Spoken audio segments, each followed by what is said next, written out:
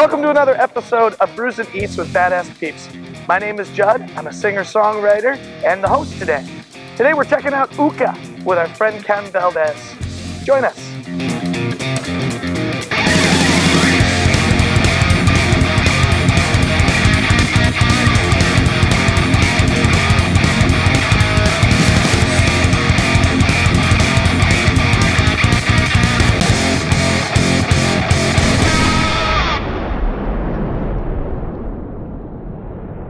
On today's episode, we're lucky to have the best-kept secret, Ken Valdez. Born and raised in Santa Fe, New Mexico, he began his career at an early age. It wasn't long before Ken was turning heads with his unique voice, gritty guitar, and soul-gripping songwriting. We found himself on stage with heroes like B.B. King, Buddy Guy, Jonny Lang, and even Keith Urban. Ken, tell us a little bit more about you. How did you get into the music industry?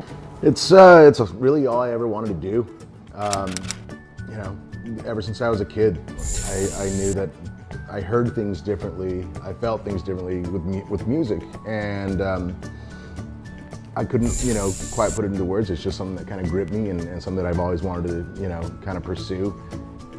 Even when I didn't know exactly what it was that I was going to be doing, or I'm just a kid. My dad would be playing music all the time. He was in a band.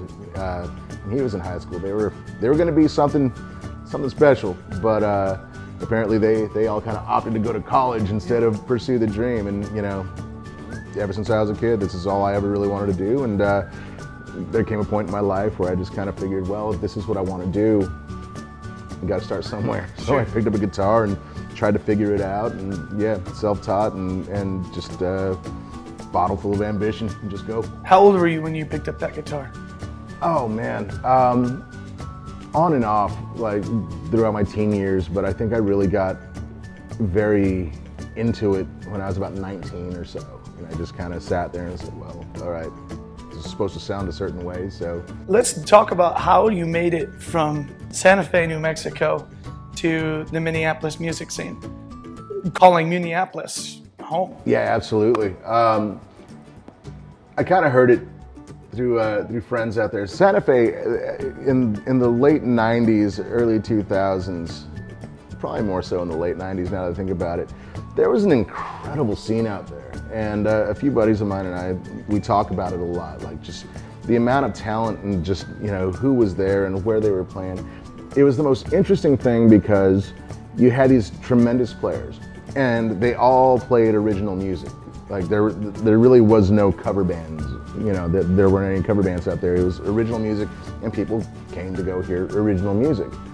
The funny thing is like Santa Fe was one of these places where the original music was king, but there are those typical bar gigs where you have like 10 people up front that are just totally into it, and the rest it's like you're cool, like just cool wallpaper, Right. And so. As I was saying, in Santa Fe, like the big thing was like, if you can't play in Santa Fe, you shouldn't be playing. Okay. Just because it was... If you can't make it in that scene? Well, not even make it, just play. Because, if it was such a crush to your ego that like, you might not be reaching everybody in that bar. But here was the funny thing. If there was no music that night, nobody would even be at the bar. So, even though people may not have been, focused on the music. If there was no music there, the bar was dead. Right. So it was really interesting. So coming from that perspective into a place like Minneapolis, where there's a ton of cover bands and stuff like that, it was a little bit of a culture shock in a sense. And I got brought out here by Jonny Lang and his father several years back, and we did a record, and it was what it was. It was a great introduction to the scene and to people who are still, peers and friends to this day. But that's how I came out here. And sure. Yeah. So this became base number 2, where you were going to dive into the next stage in your music career, and it sounds like with working with Jonny Lang, you were going to end up touring, doing something bigger, something more than what Santa Fe was offering? Yeah, I mean, you know, I love Santa Fe, and I'll always, you know, be true to my hometown. That's like I always tell people, you know, you can take the 505, you know, you can take me out of the 505, you can't take the 505 out of me. Right. So I'm still that guy. I'll represent. I mean, I got my Saints of Sinners sweatshirt on, man. That's like, you know, that's straight up New Mexico. And you still make it down to Santa Fe to play every once in a while? Absolutely. I mean, I still got friends and family out there, you know. So, yeah, as far as you know, your earlier question, there was a lot of promises, a lot of stuff like that. And unfortunately, such is life, you know, sometimes things just don't come to fruition. Yeah. So what are you going to do from there? Well, you know, you got to make up your mind and put one foot in front of the other, really. That's a fantastic segue into the next question. A lot of what this series is about is helping new musicians or young musicians or artists, creative types that are trying to break into the scene, understand what's all involved in the business. And for most of us, the only way we're learning is when we fail, when we find that moment where we're not exactly where we thought we were going to be. So I want you to dig into your history a little bit and be honest and open up the curtain and share with us that moment that didn't quite go as planned. What was the biggest failure in your entrepreneurial venture? You know, I don't know if it's necessarily considered a failure. So I'll go right back to where we were. At that particular point in time in my career, with the management that we had and the promises and stuff like that, it's just, you know, it was a defining moment for me because it was, nothing went the way it was supposed to. From the word go, nothing went the way it was supposed to, at all. However, the beauty of it was, at the end of the day, music is king.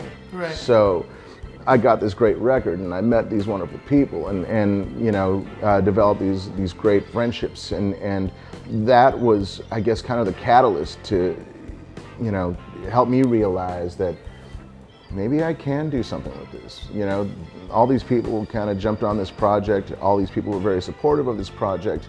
And after things kind of dissolved with, I guess, my representation, if you will, they all kind of pulled me aside and they were like, you know, we wanted to tell you a little bit about this, but we figured it was best that you learn this on your own. This is a huge lesson for you, but we got your back. And, you know, to have those statements come out from people who I've looked up to and respected for years, it was incredible. I think at that point in time, it could have been very easy to not continue, to actually, you know, give up. Yep, give up, tuck my tail between my legs, and I did ultimately end up going back to Santa Fe due to a family member who wasn't doing too well, and so I had to swallow my pride, get back there, and I was there for a few years. When I decided to come back to Minneapolis, I mean, there were options on the table of going out to LA, going out to Nashville, or you know, going out to like Austin, Texas, where, you know, old stomping grounds for sure. You know, it was, believe it or not, it was Jelly Bean Johnson. Yeah. Who hit me out of Minneapolis here. That's my evil twin, my evil twin. And he was like, man, you should just come out here. You know what it's like out here. You know who you can work with out here. You know that, you know, the bread is decent, you can get paid for what you do, and you know, it's still a hustle, but you know that it's possible. Right. And I thought about it and I was like, you know, he's absolutely right. And there's something very special about this scene, about its players, about, I mean, you know, the amount of industry that's out here. I think it's really deceptive that people like don't realize what, you know, the Twin Cities has to offer. Yeah, you hear about it from time to time, or you go back and you see like Prince, you see the Replacements, Soul Asylum, cats like that, The Time, and you're like, wow, okay. I mean, even like nowadays, Atmosphere and cats like that, right? All this like came from this particular place. There's something here. Right. And I think one of the things that I found about the Twin Cities, I think that a lot of the people that are here are too close. So, you know, when I start hearing like, oh man, the scene sucks, or, you know, there's not really a scene out here, get them out of the Twin Cities. Yeah. And then they start realizing like, it's the poison. Yeah, they start realizing how good they have it here, yeah. and they start realizing like how much talent is out here. Sure. It's tremendous. I've been all over the country, and I can honestly tell you that some of the best musicians and players and just people, hands down, are here. Today's episode is sponsored by Patreon. Listen, music lovers, if you're loving these episodes and you're loving what we're putting out there, head over to our Patreon channel where you can support each one of these episodes and make sure that these episodes keep rolling out.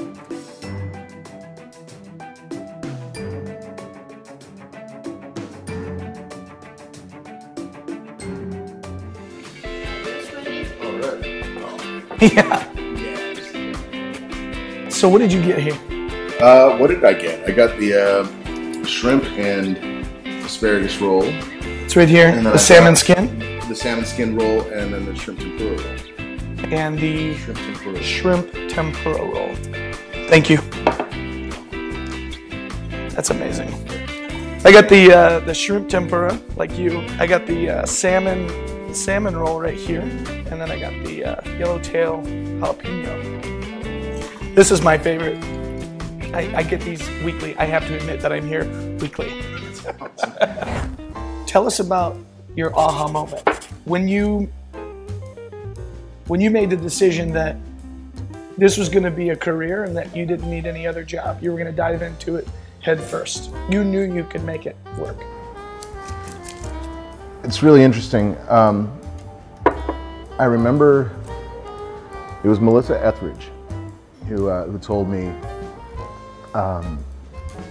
when I was kind of coming to this, this place in my life where, I knew that music was what I wanted to do. Like I told you, ever since I was a kid, didn't really know how to get in there and pursue it or do the thing. But I had this chance encounter with her. It was the most random, bizarre thing, and she was the one that kind of gave me my the best piece of advice. And she asked me. She's like, "Well, do you think you can do this?" I was like, "Well, I don't know." She's like, "Well, there's your first problem." Well, what's that? It's like, "You want this?" I said, "Yes, more than anything. That's what I want to hear." Right. And what she had said is like, "Well, the best piece of advice is go and play. Play as much as you can, wherever you can, whenever you can." You see, and not everybody can be as lucky as Ken here and get, a hero on stage to look at you in the face and say, "I believe in you." But not only do I believe in you, do you believe in yourself? And I think that everybody has to start from that position. Do you believe in yourself? Do you think that you can get from point A to point B and make it work every single day, every single week, right? But you gotta hustle. You gotta hustle, because what you're saying is great, but I think you hustled all the way up to the stage with Melissa Etheridge. There's no way that we all get that opportunity. You had this happen chance, but you had been hustling all the way up to that point. And she just shined the light on what you were already doing. And the funniest thing was, we shared the stage with her, oh gosh, about 3 years ago now, I want to say. But that piece of advice came, like I said, when I was about 20 years old or so, 19, 20 years old. And it happened in a mall in Santa Fe, New Mexico. It was the weirdest thing. Right. I saw her, I was like looking at this person going, huh? Is that? And sure enough, and she was playing with toys. She was like playing totally. It was the coolest thing. And what was nice is we just ended up having a conversation. And I I have this theory about meeting heroes, right? There's a part of me in my experience where you just don't want to meet your heroes. You just don't. You just don't, because it may be the biggest buzzkill, but then there's times like that where it serves as, something that's guided me throughout my entire career. That was that moment, so I'm on the fence about it, but at the same time, without that particular moment, I don't know if I'd necessarily be here doing what I'm doing. Having sushi with you. So we're going to get into the lightning round at this point, and every question that I ask you, I just want you to answer the first thing that comes off your head. What was holding you back from becoming a professional musician? My parents. Your parents? My parents. They didn't want you to be a musician? Absolutely not. 100% no. How did you get around doing the music thing? Are they proud of you now? I think my dad is living vicariously through me. My mom didn't really know what to expect. I think they just kind of thought that it was sex, drugs, rock and roll all the time. And, any parent would kind of frown upon that with their, absolutely. I couldn't stop. Right. I couldn't not do it. Right. So I just had to, and you know, just hope at some point in time they'd be cool with it. There's the addiction right there. Yeah, absolutely. Yeah, it wasn't the drugs or anything like that. It was music. Assuming that it wasn't your parents, maybe it was. Who gave you the best piece of advice, and what was it? I think it was like we spoke about, Melissa Etheridge.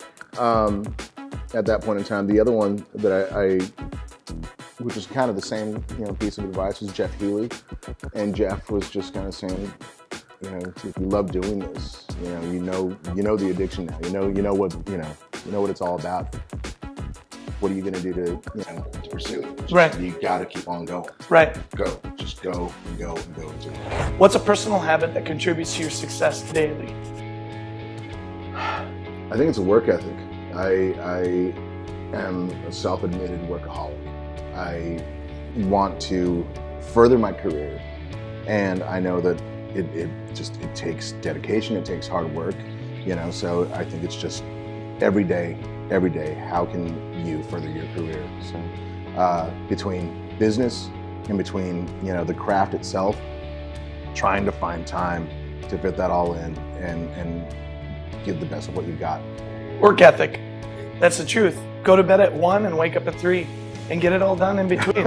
Honestly. Those are the people that succeed, and you never see that side of it. But I mean, the people that work the most, the hardest, put the most effort into it, produce the most amount of music for us. Those are the ones that are succeeding. It's so easy to be an artist. What's hard is to be a successful artist. Yeah. You know what I'm saying? Right. And so where's the lines that define, you know, what that is exactly, or is that dichotomy in itself? You know, it is what it is. And if you want to be successful with your art, you got to put it in time. You got to move. Yep. Yeah. What are you currently listening to? Oh my goodness, I can't stop listening to it. Brand new Alana Davis record, which is not done. I've been recording with her, and that's all I've been listening to are just new mixes, and you know, this is an artist that I've admired for years, and this is her first record. Gosh, what, 13 years or something like that? Okay. So this is her comeback, and it's awesome because, you know, I get a chance to work with one of my heroes, get a chance to step outside of the box as far as you know, musical creativity, and I get to share, you know, in this process with some amazing players, guys like, you know, Dave Stewart from the Eurythmics, or Paul Pesco, Stuart Copeland, cats like that. It's like, there you go. I'll take that all day long, and the songs are killer. So When is the album coming out? early next year. So just to get that straight, you're actually producing the album with her. I am not necessarily producing. I'm playing a lot of guitars. You're playing guitar on the Yeah, album. yeah. I can't wait for it to come out. I can't either. You'll have to let us know. We'll put a link in the description so that you can pick it up. Absolutely. I'd love to hear that. What's a book or an online resource that you would recommend to our viewers? Donald Passman's book, which is essentially the Bible, and has been for, you know, gosh, the last 25, 30 years. I think it's called Everything You Need to Know About the Music Business. Right. Yeah. And that's just, you know, his revisions are spot on. Sure. You know, and we're not living in the same day and age. You know, when he wrote this book originally, and just to see its progression, to see how things have changed, you know, it's such an easy way to stay on top of things, for sure. How can we connect with you? How can we find you? KenValdez.com is the easiest way. You can find me on the Facebook and the tweeters and there's stuff like that. But, you know, there's links to it on my website, so KenValdez.com. Fantastic. You can always check out Ken anywhere you get music. Spotify, iTunes, Rhapsody, Google. You can always download his albums. Check out Ken Valdez at KenValdez.com. Ken, you, my friend, are a badass, and I appreciate you hanging out with us today on Brews and Eats with Badass Peeps. If you get an opportunity to hang out with Ken or check out one of his shows, I highly recommend that you get out to it. Check out Ken at KenValdez.com. We'll see you on another episode of Brews and Eats with Badass Peeps.